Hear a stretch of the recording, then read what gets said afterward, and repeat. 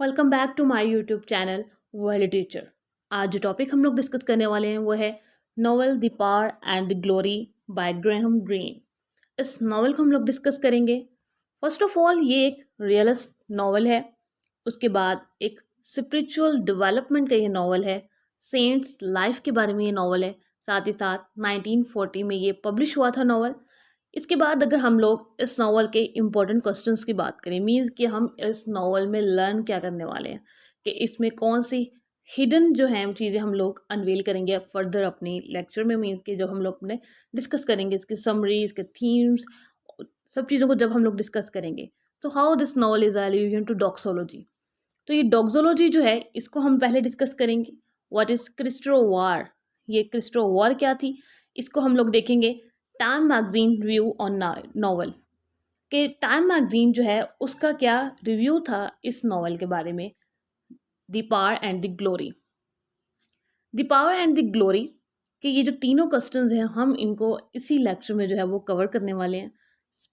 First of all अपने novel के जो है वो हम लोग करेक्टर्स को डिस्कस कर लेते हैं, जो कि हैं the priest, the lieutenant, the मैस्टिजो।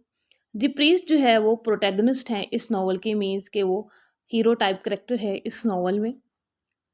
ये हमारे कुछ इंपॉर्टेंट करेक्टर्स आ गए। अब उसके बाद हम लोग चलते हैं अपने नॉवेल्स की जो फर्दर इंफॉर्मेशन है उसको डिस्कस करने के लिए। जो सबसे पहला हमारा क्वेश्चन था हम उसको डिस्कस करेंगे, जो कि है कि ये नॉवल जो है वो एल्यूजन किसकी तरफ है, डॉग्जोलॉजी की तरफ। अब जो डॉग्जोलॉजी है इसको हम लोग एक शॉर्ट सॉन्ग कह सकते हैं, कि जो कि गॉड को प्रेज करने के लिए जो है वो सिंग किया जाता है क्रिश्चियनिटी में। यहाँ पे जो क्रिश्चियन जो वर्शिप होती है उसमें जो गॉड को प्रेज करने के लिए शॉर्ट फॉर्म में जो सॉन्ग्स सिंग किए जाते हैं उनको हम लोग डॉग्जोलॉजी कहते हैं।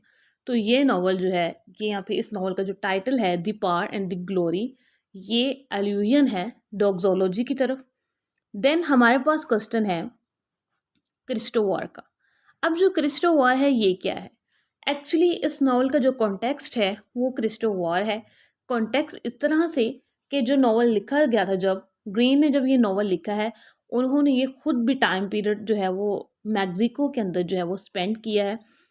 मैक्सिको के अंदर उन्होंने जब ये टाइम स्पेंड किया तो उस टाइम पे 1926 से 1929 के दरमियान जो है वो क्रिस्टो वॉर हुई थी। अब ये वॉर इस वजह से हुई थी कि रिस्पॉन्स था ये वॉर, इम्प्लीमेंटेशन जो सेकुलरिस्ट है उसकी इम्प्लीमेंटेशन हो रही थी मैक्सिको में 1917 के कॉन्स्टिट्यूशन के अकॉर्डिंग। और एंटी क्लerical जो थॉट्स थी वो आ रही थी, मीन्स के कैथोलिसिज्म के अगेंस्ट था ये रिएक्शन। और वॉर जो तभी हुई थी जब सेकुलरिज्म और जो उस टाइम वहाँ पे रोमन कैथोलिसिज्म था, उन दोनों के दरमियान जो कॉन्फ्लिक्ट था उसकी वजह से जो है वो क्रिस्टो वॉर हुई थी। और इस वॉर की वजह से हुआ क्या था कि जितने भी प्रीस्ट थे उनको जहाँ देखा जाता था उनका मर्डर कर दिया जाता था, या फिर उनको जो है उनको एग्जीक्यूट कर दिया जाता था। और इसी तरह से ये जो हमारे आज के प्रोटैगनिस्ट है द प्रीस्ट, जो कि विस्की एक प्रीस्ट है, इनका भी यही सिचुएशन थी उस टाइम पे, कि यही सिर्फ बच गए थे और इनको इनकी तलाश जो थी वो पुलिस को थी। और उनकी स्टोरी जो है वो इस नॉवल के अंदर शेयर की गई है। साथ ही साथ अब आते हैं टाइम मैगजीन। अब टाइम मैगजीन का रिव्यू इस नॉवल के बारे में ये है, ग्रीन का जो नॉवल है 1923 का, कि ये 100 नॉवेल्स में से इंग्लिश लैंग्वेज का जो है वो बेस्ट नॉवल है 1923 के बाद। कि 1923 के बाद इस नॉवल को कंसीडर किया जाता है एक बेस्ट नॉवल के तौर पर। और 1940 में इसकी जो ऑफिशियली पब्लिकेशन हुई थी।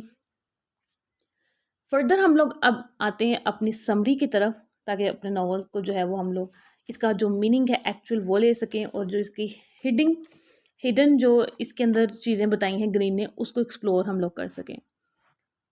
फर्स्ट ऑफ ऑल हम इस नॉवल की जो है वो समरी डिस्कस करेंगे, देन इसके थीम्स को हम लोग डिस्कस करेंगे। समरी में क्या होता है कि एक विस्की प्रीस्ट है।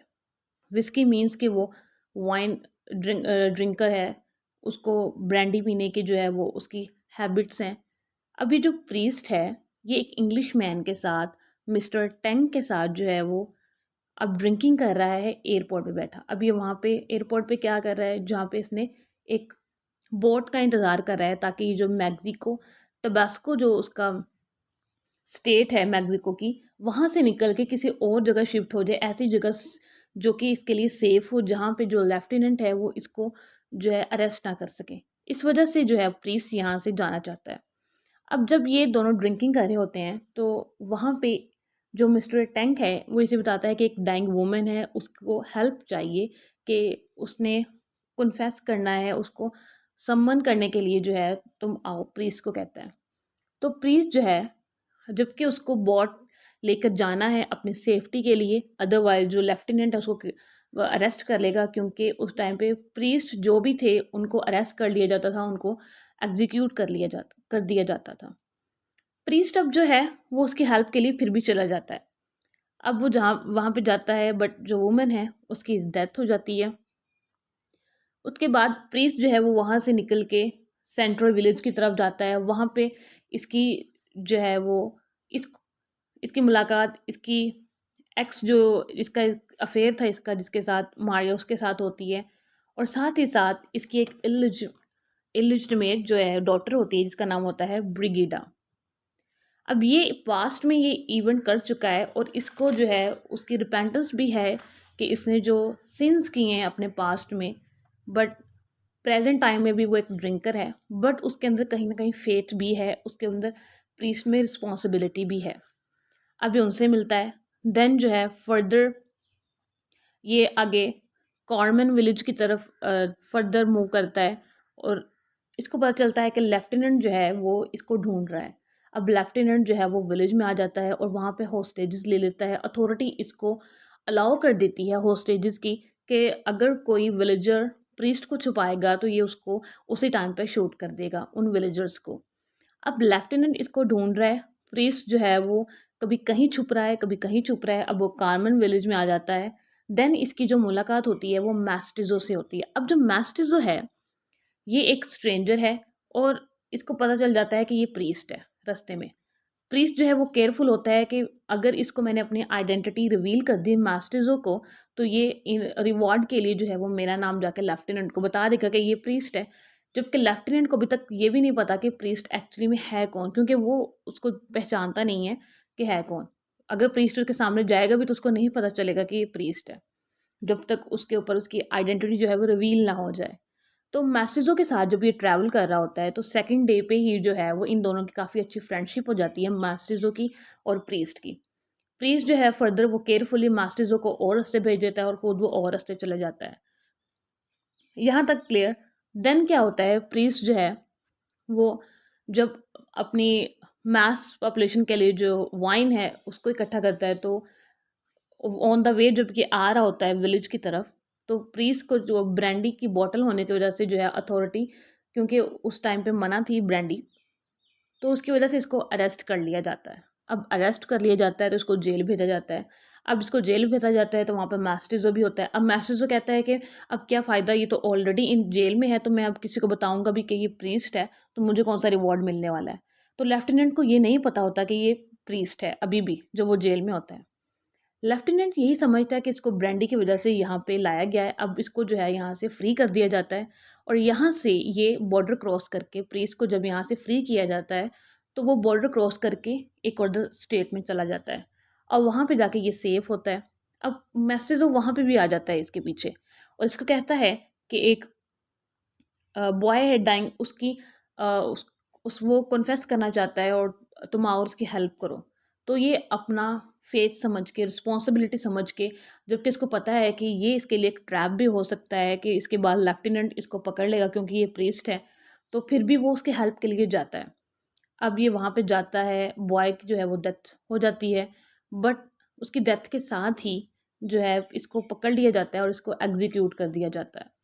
अब जब इसकी एग्जीक्यूशन हो रही होती है तो मिस्टर टैंक जो है वो एक विंडो से देख रहे होते हैं और जो वुमन है वो एक अपनी डॉटर को जो है वो लेसन उस टाइम पे पढ़ा रही होती है। और इसकी एग्जीक्यूशन के बाद एक न्यू प्रीस्ट आ जाता है एक नए ट्रायल के लिए, क्योंकि उस टाइम पे जो प्रीस्ट थे वो अलाउ नहीं थे, क्योंकि जब वॉर हुई 1926 से 1920 के दरमियान, तो उस टाइम के बाद जब भी प्रीस्ट को कहीं भी देखा जाता था उसको एग्जीक्यूट कर दिया जाता था, उनको अलाउ नहीं किया जाता था कि वो अपनी जो कैथोलिक एक्टिविटीज़ हैं उनको कंटिन्यूस रख सकें, चर्च के अंदर जो उनकी वैल्यूज़ हैं, ट्रेडिशंस हैं, उनको वो कंटिन्यू रख सकें। सो यहाँ पे जो है ये स्टोरी एंड हो जाती है। स्टोरी तो यहाँ पे एंड हो गई, बट इस स्टोरी में बहुत कुछ है जो कि अंडरस्टैंड करने वाला है। फर्स्ट ऑफ ऑल तो हमारे पास थीम है फेथ का, फ्रीडम का, ह्यूमन क्वेस्ट फॉर डिग्निटी का, पावर एंड ग्लोरी का। अब पावर एंड ग्लोरी किस चीज़ की है? पावर एंड ग्लोरी किस चीज़ की है? गॉड की। कि गॉड जब तक अलाउ ना करे कि मैं अपनी अर्थ किसी को दे दूं, तब तक कोई फेथ जो है वो उस एरिया से या फिर उस स्टेट से या फिर अर्थ से जो है वो ख़त्म नहीं कर सकता, जब तक गॉड जो खुद हैं वो किसी को अथॉरिटी इस बात की ना दे दें कि इस फेथ को रेजिस्ट करो। तो ग्लोरी, पावर किसकी है? गॉड की। ग्लोरी किसकी है? सिर्फ गॉड की। तो जितने भी वॉर हुई, उसके बाद जो भी सिचुएशन हुई, उसके बाद प्रीस्ट, जबकि उसका खुद का करेक्टर इवल था, बट उसने, उसको पता था, फर्स्ट टाइम जब उसने बॉट लेनी थी उसको उस वक्त भी पता था कि मुझे जो है वो अरेस्ट कर लिया जाए, लेकिन वो फिर भी वुमेन के हेल्प के लिए जाता है, मीन्स कि उसका फेथ था। सेकंड, जब लास्ट पे वो बॉय के हेल्प के लिए जाता है, जब वो अपने डेथ बेड पे होता है, उसको सम्मन करने के लिए उसने कॉन्फेशन करनी होती है, उस टाइम पे जब वो जाता है तो उसको तब भी पता था कि मुझे अरेस्ट कर लिया जाएगा, बट उसका फेथ इतना स्ट्रांग था कि वो उसने अपनी जो उसकी कैथोलिक रिस्पॉन्सिबिलिटीज़ थी क्रिश्चियनिटी की, उसने उनको तब भी कंट्रोल जो कंटिन्यू रखा। तो ये सब जो है वो इस नॉवल में हमें मिलता है। साथ ही साथ फ्रीडम के, ह्यूमन बींग्स को जो है वो रिलीजियस फ्रीडम होनी चाहिए कि हर जो है वो अपनी एक सर्टन एरिया में रहता हुआ अपनी जो सर्टन उनकी रिलीजियस एक्टिविटीज़ है वो उनको कंप्लीट कर सकें, उनको जो है फुलफिल कर सकें, अपने रिचुअल्स को, अपनी उनकी जो वर्शिप है वो कर सकें। सो आई होप कि आपको इसकी स्टोरी जो है वो समझ आ गई होगी। ये हमारा आज का था लेक्चर। फर्दर हम किसी और वीडियो में मिलेंगे, तब तक वीडियो को लाइक और शेयर और चैनल को सब्सक्राइब कर दीजिएगा। Thanks for watching my channel.